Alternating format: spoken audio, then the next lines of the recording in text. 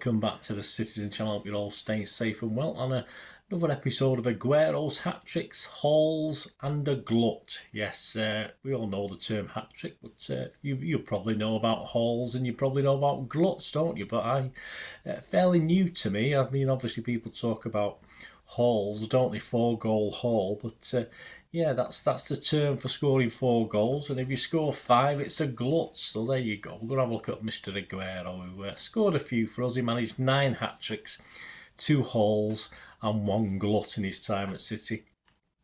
Of course, he still holds the record for the most hat-tricks scored in the Premier League with those 12, all right? Obviously, it's still classed as a hat-trick, even if you score more. Today, we're going to look at the 10th of February, 2018, and one of his 2 4-goal hauls today. And this one was all scored in the second half, so that's some achievement in itself, isn't it? Please, if you are new to the channel, push that subscribe button, push the bell notifications. Great to have you on board. Everything's City past like this and present, of course. Lots of stuff. Please spread the word. And if you can, give us a like, guys. These history vlogs, I try and get about 20 likes if I can, so you can press that like button. If you love Sergio, give me a like. If you like my feeble efforts to do him honour, yeah, give us a thumbs up. That'd be fantastic. Right, who was this one against? Well, there might be little giveaways on the thumbnail, of course, but Leicester City was the visitors with Claude Puel, their manager. I sort of forgot about him. You sort of sometimes look at these and think, oh yeah, I remember him. He'd taken over, of course, that season from Craig Shakespeare, another Leicester manager legend, of course. They sat 8th in the Premier League at the time, on 35 points from 26 games. As far as City, well, we sat top after 26 games, 13 points ahead, mind the gap of our nearest rivals United at the time, and it was the first of 4 games in 4 separate competitions, which has become more or less the way of latter seasons, hasn't it, for City?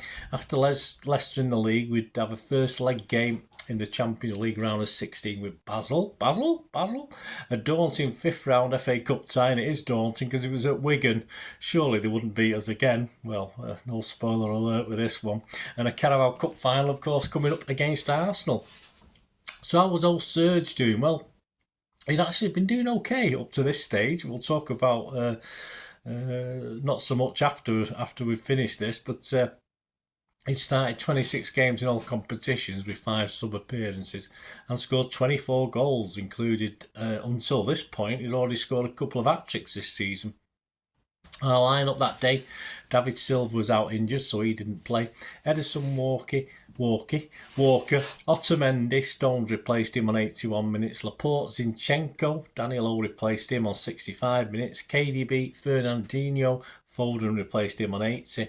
Gundo, Bernardo, Aguero and Sterling, and the unused substitutes were Bravo, Company, Nemecha and Diaz. Match report, we'll go over to the King of the Kipats, which we like to do from time to time, as well as use the papers and stuff like that, but it's always nice to use the King of the Kipats report. And we're going to go to issue 250, which was from April 2018. And doing the summary of the game and talking about the game is Mr. Connor Edmonds. My thanks to him. Yeah, there's a little bit of discussion of the previous match first, and a guy called Sterling who caused a bit of bother.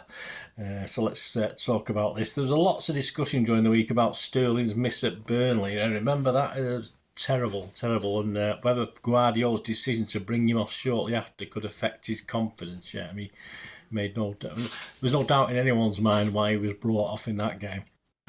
Any doubts about the winger's mindset were put to bed within 3 minutes, however, as Sterling raced in at the back post to finish off a delicious De Bruyne cross.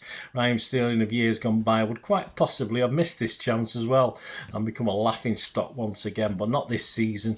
He has developed a resilience to the daily abuse and a determination to succeed when so many doubt him. That's why he scored 20 goals this season in all competitions so far. Yeah, he was doing quite well that season. After the goal, City dominated possession and Leicester rarely got out their own half. Out of nowhere, though, the visitors equalised on 24 minutes when Vardy raced onto a misplaced Otamendi pass and fired past the retreating Laporte into the bottom corner to level the score. The goal seemed to stun City, and we only managed to muster a few speculative efforts through Bernardo, Fernandinho and De Bruyne before the break, all of which were comfortably saved by Schmeichel. Sterling also rounded the goalkeeper after De Bruyne through ball, but saw his goal-bound effort blocked by Dragovic.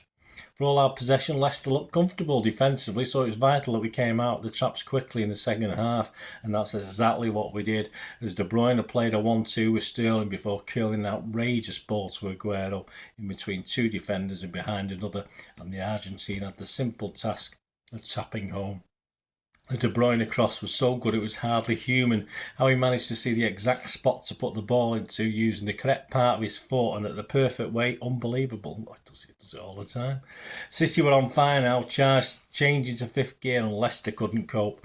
Kyle Walker chased down his own overhit through ball, forcing Maguire and Schmeichel into a hash clearance, and when Kevin De Bruyne picked up the ball just outside the box, he knew it was going to be a goal. He fed Aguero, who lashed a shot through the goalkeeper to increase the advantage. The introduction of both Mahrez and Iheanacho did little to change Leicester's fortunes, and City almost added a fourth shortly after when Otamendi's header looped just wide of Schmeichel's right post. The 77th minute provided both a goalkeeping masterclass where Ederson brilliantly thwarted the onrushing Vardy and a goalkeeping calamity when Schmeichel inadvertently gave the ball straight to Aguero, handing him his hat-trick on a plate. The Argentine made it look so easy, chipping the ball over the goalkeeper to make it 4-1. Fernandinho gave the captain's armband to Aguero when he came off with 10 minutes to play, and the man who replaced him, Phil Foden, on his return from injury, set up the Argentines' fourth goal. The 17-year-old took on several Leicester defenders before giving the ball to Aguero, who unleashed a ferocious shot which cannoned in off the underside of the bar. It was the best of the four, and it completed the scoring on another rout at the Etihad. There you go. My thanks to Conor Edmonds for that. Interestingly, note there that, of course, Mahrez was on the bench for Leicester in that game. It had been muted to coming to City in the January, so the previous month. But obviously, we know what happened about that, don't we? And as I'm recording this, it looks as though we're saying goodbye to him as well. So very interesting. So I say my thanks, of course, to Conor Edmonds and also to Dave and Sue Wallace at King of the Kidbacks. Give it a subscription, guys, if you don't already. Attendance that day to witness the 4-goal. I was there watching this one. 54,416, which included 3,007 Leicester fans, according to the official figures. What happened that season for Aguero? Well, he didn't inspire us against Wigan, did he? We lost 1-0. There you go, spoiler alert all over. But, of course, less than a week later, he'd be kissing the Carabao Cup and, of course, another Premier League title. But sadly, yeah, after a start against Chelsea on the 4th of March, so only about 3 weeks later, he only made 2 more sub-appearances as his injury kept him out, as of course City would go in to hit that ultimate target of 100 points in what was another amazing season, of course, so we didn't have much to do with that late on. But overall, his stats for that season: in the league, he started 22 league games, 3 as substitute, scored 21 goals, quite impressive, and in the Cup, it started 10 games, 4 as a substitute, and scored 9 goals. So not a bad return. So we enjoyed that little look at one of his haul. There's another one. There's another haul. There's still a glut to go, and some more hat-tricks to talk about in the coming episode. So hope you enjoyed that. Let me know any memories you've got of that. I thought if I remember, Schmeichel had a nightmare that day. He was awful. Obviously, he's not there now as I'm recording this, but he didn't do very well at all that day. So let me know any memories you've got of that day with Sergio. And I say some of the goals were slightly perhaps easier than some of the goals we've seen him score, but whatever 4 goals is pretty amazing from an amazing player, of course. Till we meet again, that's one thing, don't I? Please stay safe, Blues. Come on, City. Bye for now.